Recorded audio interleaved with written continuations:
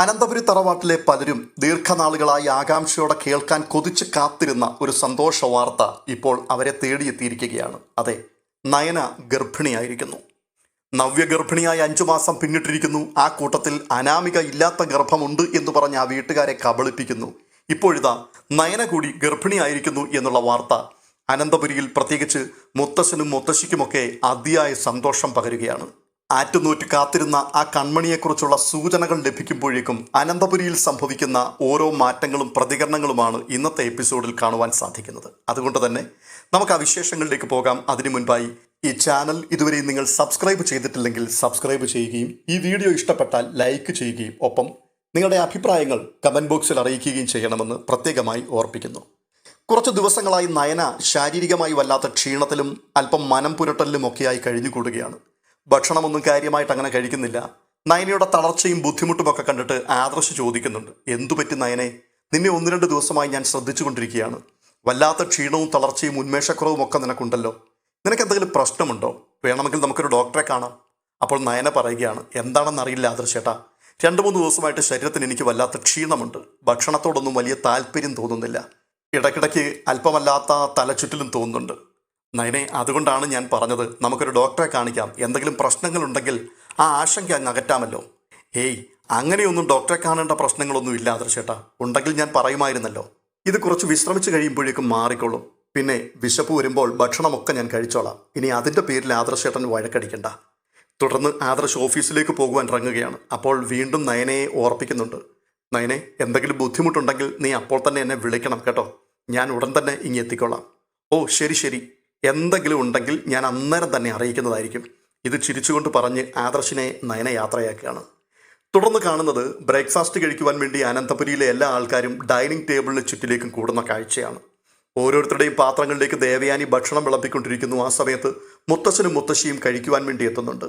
മുത്തശ്ശി പറയുകയാണ്, ദേവയാനി, നീയും കൂടി കഴിക്കാനിരിക്കുക. എല്ലാവരും ഒരുമിച്ച് കഴിക്കുന്നതല്ലേ സന്തോഷം. അത് സാരമില്ലമ്മേ, നിങ്ങളൊക്കെ കഴിക്കുക, ഞാൻ പിന്നീട് കഴിച്ചോളാം. ഉടനെ അനാമിക ചോദിക്കുകയാണ്, വലിയമ്മ എന്താണ് ഞങ്ങളുടെ കൂടെ ഭക്ഷണം കഴിക്കുവാൻ മടിക്കുന്നത്? ഓ, ഇനി മരുമകൾ വരാത്തത് കൊണ്ടായിരിക്കും പ്രശ്നം. അത്രയും കേട്ടപ്പോഴേക്കും മുത്തശ്ശി ചോദിക്കുകയാണ്, അല്ല, എല്ലാവരും കഴിക്കാൻ എത്തിയിട്ട് നയനമോൾ മാത്രം വന്നില്ലേ? മോളെവിടെ പോയി? എന്താ ദേവയാനി, നീ നയനമോളെ കഴിക്കാൻ വിളിച്ചില്ലേ? അതിന് ദേവയാനി മറുപടി പറയുകയാണ്, അല്ലമ്മേ, ഈ വന്നിരിക്കുന്ന ആൾക്കാരെയൊക്കെ ഞാൻ വ്യക്തിപരമായിട്ട് വിളിച്ചിട്ടല്ലല്ലോ ഭക്ഷണം കഴിക്കാൻ വേണ്ടി വന്നത്. ഭക്ഷണത്തിന്റെ സമയമായപ്പോൾ വിശപ്പുള്ള എല്ലാവരും എത്തുകയായിരുന്നു. അവൾക്ക് മാത്രം എന്താണ് ഇത്ര പ്രത്യേകത? ഇത് ദേവയാനി പറയുമ്പോഴും മനസ്സിൽ ചിന്തിക്കുകയാണ്, എന്തു പറ്റി നയനമോൾക്ക്? ഇനി എന്തെങ്കിലും ക്ഷീണമോ പ്രശ്നങ്ങളോ ഉണ്ടോ? അതുകൊണ്ടായിരിക്കുമോ അവൾ ഭക്ഷണം കഴിക്കാൻ വരാതിരുന്നത്? എന്തായാലും അവളെ പോയി ഒന്ന് നോക്കാം. ഇത് പറഞ്ഞിട്ട് ദേവയാനി പറയുകയാണ്, ഇനിയിപ്പോൾ അച്ഛനും അമ്മയും നയന ഇല്ലാത്തത് കൊണ്ട് വിഷമിക്കുകയാണെങ്കിൽ സാരമില്ല, ഞാൻ അവളെ പോയി വിളിക്കാം. അങ്ങനെ ദേവയാനി നയനയുടെ അരികിലേക്ക് ചെല്ലുന്നു. എന്നിട്ട് ചോദിക്കുകയാണ്, നീ എന്താണ് ഭക്ഷണം കഴിക്കാൻ വരാത്തത്? നിനക്ക് എന്തെങ്കിലും ബുദ്ധിമുട്ടുണ്ടോ? ഉടനെ നയന പറയുന്നു, ഇല്ലമ്മേ, എനിക്കങ്ങനെ പ്രശ്നങ്ങളൊന്നുമില്ല. പിന്നെ വലിയ വിശപ്പ് തോന്നാഞ്ഞതുകൊണ്ടാണ് ഞാൻ കഴിക്കാൻ വരാതിരുന്നത്. ഉടനെ നയനയുടെ മുഖത്തേക്ക് സൂക്ഷിച്ചു നോക്കിയിട്ട് ദേവയാനി മനസ്സിൽ പറയുകയാണ്, മോൾക്ക് വല്ലാത്ത ക്ഷീണം തോന്നിക്കുന്നുണ്ടല്ലോ, അവൾക്ക് എന്തൊക്കെയോ ബുദ്ധിമുട്ടുണ്ട്. തുടർന്ന് വീണ്ടും പറയുകയാണ്, താഴെ എല്ലാവരും ഭക്ഷണം കഴിക്കാൻ വന്നിരിക്കുന്നുണ്ട്. നീ മാത്രം വരാഞ്ഞതുകൊണ്ട് അച്ഛനും അമ്മയും എന്നെയാണ് വഴക്ക് പറയുന്നത്. ഞാൻ വന്ന് വിളിക്കാത്തത് കൊണ്ടാണ് നീ വരാതിരുന്നത് എന്നൊക്കെ. അതുകൊണ്ട് നിന്നെ ആനയിച്ച് കൊണ്ടുപോകാൻ വേണ്ടിയാണ് ഞാനിപ്പോൾ വന്നിരിക്കുന്നത്. ഇനിയിപ്പോൾ നീ കഴിച്ചില്ലെങ്കിൽ അതിൻ്റെ വഴക്ക് കൂടി ഞാനായിരിക്കും കേൾക്കേണ്ടി വരിക. അതുകൊണ്ട് വന്ന് ഭക്ഷണം കഴിക്കാൻ നോക്ക്. ഇത്രയും കേട്ടപ്പോഴേക്കും ശരിയമ്മേ എന്ന് പറഞ്ഞുകൊണ്ട് ദേവയാനിയുടെ കൂടെ താഴേക്ക് ഇറങ്ങി വരികയാണ് നയന. ദേവയാനി പോയി നയനയെ കൂട്ടിക്കൊണ്ടുവരുന്നത് ജാനകിയും ജലജയും അനാമികയും ഒക്കെ കണ്ടപ്പോൾ തന്നെ അവരുടെ മുഖഭാവമാകെ മാറി. ഉടനെ വല്ലാത്തൊരു പരിഹാസത്തോടു കൂടി അനാമിക ചോദിക്കുകയാണ്, ഇത് തന്നെയാണ് ഞാൻ മുമ്പേയും പറഞ്ഞത്. മരുമകൾ കഴിക്കാത്തത് കൊണ്ടാണ് അമ്മായിയമ്മയും കഴിക്കാത്തതെന്ന്. അതല്ലേ വലിയമ്മേ സത്യം? ഏയ്, അങ്ങനെയൊന്നുമില്ല മോളെ. ഇവളെ കഴിക്കാൻ കാണാതിരുന്നത് കൊണ്ട് അമ്മ ചോദിച്ചത് കേട്ടില്ലേ, ഞാൻ പോയി വിളിച്ചില്ലെന്ന്. എല്ലാ ചോദ്യങ്ങൾക്കും ഞാനാണ് മറുപടി പറയേണ്ടത്. അതുകൊണ്ട് ഞാൻ കഴിക്കാൻ വേണ്ടി അവളെ പോയി വിളിച്ചു, അത്ര മാത്രമേ ഉള്ളൂ. എന്തിനാ വെറുതെ പ്രശ്നമുണ്ടാക്കുന്നത്? തുടർന്ന് നയന ഭക്ഷണം കഴിക്കുവാൻ ഇരിക്കുകയാണ്. ഭക്ഷണം എടുത്ത് വായിലേക്ക് വെക്കുകയും ഉടൻ തന്നെ തനിക്ക് ഛർദ്ദിക്കുവാൻ തോന്നുകയും വാഷ് ബേസിനിലേക്ക് നയനെ ഓടുകയും ചെയ്യുക. ഇത് കണ്ടുകൊണ്ട് അനാമിക, ഓ, നല്ല വിശപ്പോടുകൂടി കഴിക്കാൻ വന്നിരുന്നതാണ്, ആ മൂഡ് തന്നെ ഇല്ലാതെയാക്കി കളഞ്ഞു. ഇതൊക്കെ കാണുമ്പോഴേക്കും ബാക്കിയുള്ളവർക്ക് കൂടി ഛർദ്ദിക്കാൻ വരികയാണ്. പെട്ടെന്ന് ദേവയാനിയും കൂട്ടത്തിൽ നവ്യയും കൂടി എഴുന്നേറ്റ് ഓടി നയനയുടെ അരികിലേക്ക് ചെല്ലുന്നുണ്ട്. എന്നിട്ട് ചോദിക്കുകയാണ്, എന്തുപറ്റി നയനെ, നിനക്ക് എന്തെങ്കിലും അസുഖമുണ്ടോ? നവ്യ ചോദിക്കുന്നു, നീ ഒത്തിരി ഛർദ്ദിച്ചല്ലോ, ആശുപത്രിയിലേക്ക് പോണോ? ഏയ്, ഒന്നും വേണ്ട ചേച്ചി, 2 ദിവസമായി എനിക്ക് നല്ല ക്ഷീണവും തലകറക്കവും ഒക്കെ തോന്നുന്നുണ്ടായിരുന്നു. ഇടയ്ക്കിടയ്ക്ക് ഛർദ്ദിക്കാനും വരുന്നുണ്ടായിരുന്നു. പെട്ടെന്ന് ജലജ പറയുകയാണ്, അതെ, കുറച്ചു നാളായി ജോലിയൊന്നും ചെയ്യാതെ വെറുതെ ഇരുന്ന് തിന്നുക മാത്രമല്ലേ പണി. തിന്നത് എന്തെങ്കിലും വയറ്റിൽ പിടിക്കാതെ വന്നിട്ടുണ്ടാവും, അല്ലെങ്കിൽ ഇങ്ങനെയൊന്നും വരാൻ സാധ്യതയില്ല. ഇത് കേട്ടപ്പോഴേക്കും ഉരുളക്കുപ്പേരി പോലെ നവ്യ മറുപടി കൊടുക്കുകയാണ്. അങ്ങനെയാണെങ്കിൽ ഇതിനേക്കാൾ കൂടുതൽ ഛർദ്ദിക്കേണ്ടത് എൻ്റെ അമ്മായിയമ്മയാണ്. കാരണം ഭക്ഷണം കഴിക്കാനും പരദൂഷണം പറയാനും മാത്രമായിട്ടല്ലേ എൻ്റെ അമ്മായിയമ്മ വായി തുറക്കുന്നത്. ബാക്കിയുള്ള അവയവങ്ങൾക്കൊന്നും ഒരു ചലനവും ഇല്ലാതിരിക്കുകയല്ലേ. ഇവൾക്ക് 2-3 ദിവസമായി വല്ലാത്ത ക്ഷീണവും തലകറക്കവും ഒക്കെ ആയിരുന്നു. അവൾ ഭക്ഷണം കഴിച്ചിട്ട് തന്നെ 2 ദിവസമായെന്നാണ് ഇപ്പോൾ പറയുന്നത്. പിന്നെ വായിൽ വരുന്നത് കോതയ്ക്ക് പാട്ടെന്ന രീതിയിൽ പറഞ്ഞു നടക്കുന്നവർക്ക് എന്ത് കണ്ടാലും ഇങ്ങനെയൊക്കെ പറയാനേ പറ്റൂ. ഇത്രയുമൊക്കെ പ്രായമായില്ലേ, ഇനിയെങ്കിലും സംസാരത്തിന് ഇത്തിരി ബെല്ലും ബ്രേക്കും ഒക്കെ വെക്കുന്നത് നല്ലതാണ്. ഇത് കേട്ടിട്ട് ഉടനെ മുത്തച്ഛൻ പറയുകയാണ്, ജലജേ, എല്ലാ ദിവസവും നിന്നെ വഴക്ക് പറഞ്ഞുകൊണ്ടേയിരിക്കണം എന്നുള്ളത് ഒരു നേർച്ച പോലെ നീ നേർന്നിരിക്കുന്ന കാര്യമാണോ? പറഞ്ഞു പറഞ്ഞു മടുത്തിരിക്കുകയാണ്. ഇനി നീ എന്നാണ് നന്നാകുന്നത്? ഈ വീട്ടിൽ ഒരൊച്ചപ്പാട് വേണ്ടെന്ന് കരുതിയിട്ടാണ് ഞങ്ങൾ മിണ്ടാതിരിക്കുന്നത്. പക്ഷേ എത്ര ശ്രമിച്ചാലും നീ ഞങ്ങളെ കൊണ്ട് മിണ്ടിച്ചേ അടങ്ങൂ. തുടർന്ന് മുത്തശ്ശൻ നയനയോട് ചോദിക്കുകയാണ്, നയനമോളെ, എന്തെങ്കിലും ബുദ്ധിമുട്ടുണ്ടോ? ഡോക്ടറെ കാണിക്കണോ? ഇല്ല മുത്തശ്ശ, അങ്ങനെ ആശുപത്രിയിൽ പോകുവാനുള്ള പ്രശ്നമൊന്നും എനിക്കില്ല. കുറച്ച് ക്ഷീണമുണ്ട്, അത് അല്പം വിശ്രമിച്ചാൽ അങ്ങ് മാറിക്കോളും. അപ്പോൾ ദേവയാനി പറയുന്നു, എന്തായാലും ആശുപത്രിയിൽ വരെ ഒന്ന് പോകുന്നതും ഡോക്ടറെ ഒന്ന് കണ്ടൊരു ചെക്കപ്പ് നടത്തുന്നതൊന്നും വലിയ കട്ടിപ്പണിയൊന്നും അല്ലല്ലോ. നമുക്ക് ആശുപത്രിയിലേക്ക് പോകാം. ഇത് കേൾക്കുമ്പോഴേക്കും അനാമിക ഒരു വല്ലാത്ത അസ്വസ്ഥതയോടെ ദേവയാനിയുടെയും തുടർന്ന് ജാനകിയുടെയും ഒക്കെ മുഖത്തേക്ക് മാറി മാറി നോക്കുന്നുണ്ട്. അപ്പോൾ മുത്തശ്ശൻ പറയുകയാണ്, മോൾക്ക് ക്ഷീണമാണെങ്കിൽ ആശുപത്രിയിലേക്ക് പോകണ്ട, വിശ്രമിച്ചോളൂ. ഞാനൊന്ന് ഫോൺ ചെയ്യാം, ഡോക്ടർ ഉടനെ എത്തുമല്ലോ എന്ന് പറഞ്ഞിട്ട് ഉടൻ തന്നെ മുത്തശ്ശൻ ഫോൺ എടുത്ത് ഡോക്ടറെ വിളിക്കുകയാണ്. അല്പനിമിഷങ്ങൾ കഴിയുമ്പോഴേക്കും ഡോക്ടർ എത്തുന്നു. നയനയുടെ മുറിയിലേക്ക് കയറി അത്യാവശ്യം പരിശോധനകളൊക്കെ കഴിഞ്ഞ് ഡോക്ടർ പുറത്തേക്ക് ഇറങ്ങി വരികയാണ്. ഉടനെ വിവരം എന്താണെന്ന് അറിയുവാനുള്ള ജിജ്ഞാസയോടുകൂടി വാതിലിന് പുറത്ത് ദേവയാനി അങ്ങനെ കാത്തു നിൽക്കുകയാണ്.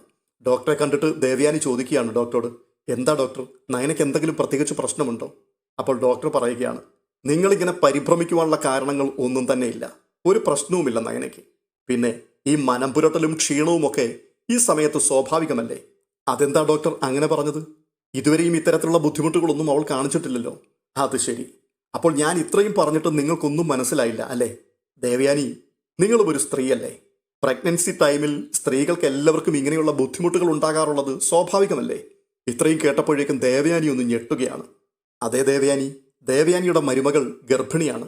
2 മാസം പിന്നിട്ടിരിക്കുന്നു. ഈ സമയത്ത് ഇങ്ങനെയുള്ള സൂചനകളും ക്ഷീണവും തളർച്ചയും ഒക്കെ വലിയ സന്തോഷത്തോടു കൂടി വേണ്ടേ നിരീക്ഷിക്കാൻ? ഡോക്ടറുടെ ഈ സംസാരം കേട്ടുകൊണ്ട് ജലജയും ജാനകിയും അനാമികയും ഒക്കെ പെട്ടെന്ന് അവിടേക്ക് എത്തുന്നുണ്ട്. ഈ വാർത്ത കേൾക്കുകയും 3 പേരും വല്ലാതെ ഷോക്കടിച്ചതുപോലെ മുഖത്തോട് മുഖം നോക്കി മനസ്സിലുള്ളതൊക്കെ വാക്കുകളില്ലാതെ പങ്കുവെക്കാൻ ശ്രമിക്കുകയാണ്. ഉടനെ തന്നെ മുത്തശ്ശനും മുത്തശ്ശിയും നവ്യയും അവിടേക്ക് വരുന്നുണ്ട്. ഈ സമയത്ത് നയന പതിയെ മുറിയിൽ നിന്നിറങ്ങി പുറത്തേക്ക് വരികയാണ്. ഉടനെ തന്നെ മുത്തശ്ശി നയനയെ കയറി കെട്ടിപ്പിടിച്ചുകൊണ്ട് പറയുകയാണ്, നയനമോളെ, ഒരുപാട് സന്തോഷമായി. ഞങ്ങൾ എത്രയോ നാളുകളായി കേൾക്കുവാൻ കൊതിച്ചിരുന്നൊരു വാർത്തയായിരുന്നു ഇപ്പോൾ വന്നത്. അതെ, മോളൊരു അമ്മയാകാൻ പോകുന്നു. ഉടനെ നവ്യ നയനയുടെ കയ്യിൽ കയറി പിടിച്ചുകൊണ്ട് പറയുകയാണ്, മോളെ, ചേച്ചിക്ക് എത്ര സന്തോഷമായെന്നറിയുമോ? നീയും ഒരമ്മയാകാൻ പോവുകയാണ്. എല്ലാവരുടെയും മുഖത്തേക്ക് സന്തോഷത്തോടും ഒരല്പം നാണത്തോടും കൂടി നയനെ അങ്ങനെ നോക്കി നിൽക്കുമ്പോൾ മുത്തശ്ശൻ ദേവയാനിയോട് ചോദിക്കുകയാണ്, എന്താ ദേവയാനി, നിനക്ക് മാത്രം ഇത്രയും കേട്ടിട്ടും ഒരു ഭാവപകർച്ചയും ഇല്ലല്ലോ? നിനക്കൊട്ടും സന്തോഷം തോന്നുന്നില്ലേ? സത്യത്തിൽ ഈ വാർത്ത കേട്ടതിൽ ഏറ്റവും അധികം സന്തോഷമുള്ളത് ദേവയാനിയുടെ ഉള്ളിലാണ്. എങ്കിലും അതൊന്ന് തുറന്നു വെളിപ്പെടുത്തുവാൻ കഴിയാത്ത സാഹചര്യങ്ങളൊക്കെ അല്ലേ സൃഷ്ടിച്ചു വെച്ചിരിക്കുന്നത്. അതുകൊണ്ട് ദേവയാനിക്ക് ഒന്നും തുറന്ന് പ്രകടിപ്പിക്കുവാനും പറ്റുന്നില്ല. തുടർന്ന് ഗൗരവം കൈവിടാതെ നയനയുടെ അരികിലേക്ക് ചെന്നിട്ട് ദേവയാനി പറയുകയാണ്, എൻ്റെ മകൻ്റെ കുഞ്ഞാണ് നിന്റെ വയറ്റിൽ ഉരുവായിരിക്കുന്നത്. ആ ബോധം നിനക്ക് വേണം കേട്ടോ. പിന്നെ എൻ്റെ പേരക്കുട്ടിയും കൂടിയാണിത്. അതിൻ്റെ ഒരു സന്തോഷം എൻ്റെ മനസ്സിലുമുണ്ട്. അതുകൊണ്ട് ആ ഒരു പരിഗണന ഇനി മുതൽ എൻ്റെ ഭാഗത്ത് നിന്ന് എല്ലായ്പ്പോഴും നിനക്കുണ്ടാവും. ഉടൻ തന്നെ മുത്തശ്ശൻ ഫോൺ എടുത്തിട്ട് ആദർശിനെ വിളിക്കുകയാണ്. മുത്തശ്ശൻ്റെ ഫോൺ കോൾ കണ്ടപ്പോൾ തന്നെ ആദർശിന് വല്ലാത്തൊരു പരിഭ്രമമായി. ആദർശ് മനസ്സിൽ പറയുക, അയ്യോ, മുത്തശ്ശൻ എന്തിനാണാവോ ഇപ്പോൾ വിളിക്കുന്നത്? വീട്ടിലെന്തെങ്കിലും പ്രശ്നമുണ്ടോ? രാവിലെ തന്നെ നയനയ്ക്ക് സുഖമില്ലായിരുന്നു. ഇനി എന്തെങ്കിലും ബുദ്ധിമുട്ടുകളായിട്ടുണ്ടാകുമോ അവൾക്ക്? ഈ ചിന്തയോടുകൂടി എന്താ മുത്തശ്ശ എന്ന് ചോദിക്കുമ്പോൾ, നീ ഇവിടെ വരെ വരണം, അത്യാവശ്യമാണ് എന്ന് പറയുകയാണ് മുത്തശ്ശൻ. എന്തു പറ്റി മുത്തശ്ശ? എന്തെങ്കിലും പ്രശ്നമുണ്ടോ അവിടെ? കാര്യം പറ. കാര്യമൊക്കെ ഇവിടെ വന്നിട്ട് പറയാം, വൈകിക്കണ്ട, പെട്ടെന്നെത്തണം. ശരി മുത്തശ്ശ എന്ന് പറഞ്ഞുകൊണ്ട് ആദർശ് വേഗം വീട്ടിലേക്ക് തിരിക്കുകയാണ്. വീട്ടിലെത്തിയ ആദർശ് എല്ലാവരും കൂടി നിൽക്കുന്നത് കണ്ടുകൊണ്ട് മുത്തശ്ശനോട് ചോദിക്കുകയാണ്, എന്താ മുത്തശ്ശ, എന്തിനാണ് പെട്ടെന്ന് വരണമെന്ന് പറഞ്ഞ്? എന്തെങ്കിലും ബുദ്ധിമുട്ടോ പ്രശ്നങ്ങളോ ഉണ്ടോ ഇവിടെ? അതിന് മറുപടി പറയാതെ മുത്തശ്ശൻ മൗനമായി നിൽക്കുകയാണ്. മുത്തശ്ശൻ്റെ മൗനം കണ്ടിട്ട് വീണ്ടും ആദർശ് ചോദിക്കുകയാണ്, എന്താ മുത്തശ്ശ ഒന്നും പറയാതെ നിൽക്കുന്നത്? ഉടൻ തന്നെ മൂർത്തി സാർ, നയനമോളെ എന്ന് ഉറക്ക വിളിക്കുകയാണ്. ഇത് കേട്ടുകൊണ്ട് നയന മുറിയിൽ നിന്ന് പുറത്തേക്ക് ഇറങ്ങി വരുന്നു. നയനയെ കണ്ടപ്പോഴേക്കും ആദർശ് നേരെ നയനയുടെ അടുത്തേക്ക് ചെന്നിട്ട് ചോദിക്കുകയാണ്, എന്താ നയനെ, എനിക്കൊന്നും മനസ്സിലാകുന്നില്ല. മുത്തശ്ശൻ എന്നെ പെട്ടെന്ന് വരണമെന്ന് പറഞ്ഞ് വിളിച്ചു വരുത്തിയതാണ്. എന്നിട്ടിപ്പോൾ മുത്തശ്ശനും ഒന്നും മിണ്ടുന്നില്ല. അപ്പോൾ നയന പറയുകയാണ്, അതെ ആദർശേട്ട, മറ്റൊന്നുമല്ല, ഒരു വലിയ സന്തോഷവാർത്ത ആദർശേട്ടനോട് പറയാൻ വേണ്ടിയാണ് മുത്തശ്ശൻ വിളിച്ചത്. അത് ഞാൻ തന്നെ പറയട്ടെ എന്ന് കരുതിയാണ് മുത്തശ്ശൻ മിണ്ടാതിരിക്കുന്നത്. അതെ, ആദർശേട്ടൻ ഒരച്ഛനാവാൻ പോകുന്നു. ഇത്രയും കേട്ടപ്പോഴേക്കും ആദർശിന്റെ ഉള്ളം സന്തോഷം കൊണ്ടങ്ങ് നിറഞ്ഞു കവിയുകയാണ്. എന്തു പറയണമെന്നറിയാതെ നയനയുടെ മുഖത്തേക്ക് നോക്കുകയും മുത്തശ്ശൻ്റെയും മുത്തശ്ശിയുടെയും അമ്മയുടെയും ഒക്കെ മുഖത്തേക്ക് മാറി മാറി നോക്കുകയും ചെയ്തുകൊണ്ട് നയനയുടെ കൈകൾ ചേർത്ത് പിടിക്കുകയാണ് ആദർശ്. ഉടനെ മുത്തശ്ശൻ പറയുകയാണ്, ആദർശ് മോനെ, എനിക്ക് ഒരുപാട് സന്തോഷമായി. വൃദ്ധരായ ഞങ്ങൾ ഈ ഒരു കാര്യത്തിന് വേണ്ടിയായിരുന്നു ഇത്രയും കാലം കാത്തിരുന്നത്. ഒരു ജന്മം സഫലമായതുപോലെ ഞങ്ങൾക്കിപ്പോൾ തോന്നുകയാണ്. എന്തായാലും രണ്ടാളും കൂടി മുറിയിലേക്ക് ചെല്ല്. നിങ്ങൾക്ക് ഒരുപാട് കാര്യങ്ങൾ പറയാനുണ്ടാവില്ലേ ഈ സന്തോഷ നിമിഷത്തെക്കുറിച്ച്. പിന്നെ ഇനി മുതൽ നയനമോളുടെ കാര്യത്തിൽ പ്രത്യേകമായൊരു ശ്രദ്ധ വേണം കേട്ടോ. ഞാനിത് ആദർശനോട് മാത്രമല്ല, ദേവയാനിയോടും കൂടിയാണ് പറയുന്നത്. മുത്തശ്ശൻ്റെ ഈ വാക്കുകൾ കേൾക്കുമ്പോഴേക്കും അനാമികയുടെ മുഖമൊക്കെ വിദ്വേഷം കൊണ്ടങ്ങ് വലിഞ്ഞു മുറുകുകയാണ്. എന്നിട്ട് മനസ്സിൽ പറയുകയാണ്, ഹോ, എൻ്റെ വയറ്റിലൊരു കുഞ്ഞുണ്ട് എന്ന് ഞാൻ പറഞ്ഞപ്പോൾ ഈ മേളമൊന്നും ഇവിടെ ആരുടെയും ഭാഗത്ത് ഞാൻ കണ്ടില്ല. അവൾക്കൊരു കുഞ്ഞുണ്ടാകാൻ പോകുന്നു എന്ന് കേട്ടപ്പോഴേക്കും തറവാട് മുഴുവനും കൂടി അങ്ങ് ഇളകി മറിയുകയാണ്. തുടർന്ന് ആദർശ് നയനയുമായി മുറിക്കുള്ളിലേക്ക് കയറിയിട്ട് നയനയെ കെട്ടിപ്പിടിച്ച് ചുംബനം നൽകിക്കൊണ്ട് ചോദിക്കുകയാണ്, എന്താണ് നയനെ ഞാൻ നിനക്കിപ്പോൾ സമ്മാനമായി തരേണ്ടത്? സത്യത്തിൽ സന്തോഷം കൊണ്ട് എനിക്ക് സഹിക്കാൻ വയ്യാതെ നിൽക്കുകയാണ്. നിനക്ക് എന്തെങ്കിലും പ്രത്യേകിച്ച് കഴിക്കാൻ വേണോ? ഞാൻ ഇപ്പോൾ തന്നെ വാങ്ങിക്കൊണ്ടുവരാം. അപ്പോൾ നയന പറയുകയാണ്, എനിക്കൊന്നും ഇപ്പോൾ വേണ്ട ആദർശേട്ടാ, ഒന്നും കഴിക്കാൻ തോന്നുന്നില്ല. എടി അങ്ങനെയല്ലല്ലോ, ഗർഭിണികൾക്ക് ഈ സമയത്ത് ചില പ്രത്യേക ആഹാര സാധനങ്ങളോടൊക്കെ താല്പര്യം തോന്നാറില്ലേ? നിനക്ക് അങ്ങനെയൊന്നും ഉണ്ടാവുന്നില്ലേ? അയ്യോ, ഇപ്പോൾ ഒന്നും വേണ്ട ആദർശേട്ടാ, ഞാൻ വേണ്ടപ്പോൾ വേണ്ടതിൻ്റെ ഒക്കെ ലിസ്റ്റ് തന്നോളാം. ആ സമയത്ത് ഇനി വാങ്ങി തന്നാൽ മതി. ആ പിന്നെ ഇനിയിപ്പോൾ നീ വളരെ ശ്രദ്ധിക്കണം കേട്ടോ. ശരീരത്തിന് പഴയതുപോലെ ആരോഗ്യമൊന്നും ഇനി ഉണ്ടാവില്ല. ക്ഷീണവും തളർച്ചയും ഒക്കെ കൂടിക്കൂടി വരും. അതുകൊണ്ട് തന്നെ ഓടിച്ചാടിയൊന്നും നടന്നേക്കരുത്. നമ്മുടെ കുഞ്ഞ് ആരോഗ്യത്തോടെ പുറത്തു വരേണ്ടതിന് ആവശ്യമുള്ള എല്ലാ കെയറും നമുക്ക് കുഞ്ഞിന് നൽകണം. ശരി ആദർശേട്ട എന്ന് പറഞ്ഞുകൊണ്ട് നയന ആദർശിൻ്റെ മാർവിലേക്ക് അങ്ങ് ചായുകയാണ്. പക്ഷേ ഈ സമയത്ത് പുറത്ത് അനാമിക ഒറ്റയ്ക്കിരുന്നു കൊണ്ട് ചിന്തിക്കുകയാണ്, എങ്ങനെയെങ്കിലും ഇവളുടെ വയറ്റിലുരുവായിരിക്കുന്ന ഈ കുഞ്ഞിനെ ഇല്ലാതെയാക്കണം. അതെ, നയനയുടെ വയറ്റിൽ വളരുന്ന കുഞ്ഞിനെ ഇല്ലാതെയാക്കുക എന്നുള്ള ചിന്തയിലേക്ക് അനാമിക ഓരോ നിമിഷം കഴിയും തോറും ആഴത്തിൽ ഇറങ്ങിപ്പോകുവാൻ തുടങ്ങി. അബദ്ധങ്ങൾ എന്തെങ്കിലും നയന കാട്ടിക്കൂട്ടുമോ? അനന്തപുരി തറവാട്ടിലെ എല്ലാവരെയും കണ്ണീരിലാക്കുന്ന എന്തെങ്കിലും കടുങ്കൈ അനാമികയും തൻ്റെ അപ്പനും കൂടി ചെയ്യുമോ? പത്തരമാറ്റ് സീരിയൽ വളരെ ത്രില്ലിംഗ് ആയിട്ടുള്ള അനുഭവങ്ങളിലേക്ക് നീങ്ങുകയാണ്. ഈ സീരിയലിൻ്റെ കൃത്യമായ റിവ്യൂ മുന്നമേ കൂട്ടി നിങ്ങളിലേക്ക് എത്തേണ്ടതിന് ഈ ചാനൽ ഇതുവരെയും നിങ്ങൾ സബ്സ്ക്രൈബ് ചെയ്തിട്ടില്ലെങ്കിൽ സബ്സ്ക്രൈബ് ചെയ്യുകയും വീഡിയോ ഇഷ്ടപ്പെട്ടാൽ ലൈക്ക് ചെയ്യുകയും അപ്പോൾ തന്നെ നിങ്ങളുടെ അഭിപ്രായങ്ങൾ കമൻറ്റുകളായി രേഖപ്പെടുത്തുകയും ചെയ്യണമെന്ന് ഓർപ്പിക്കുന്നു. അടുത്ത വീഡിയോയുമായി വീണ്ടും കാണാം.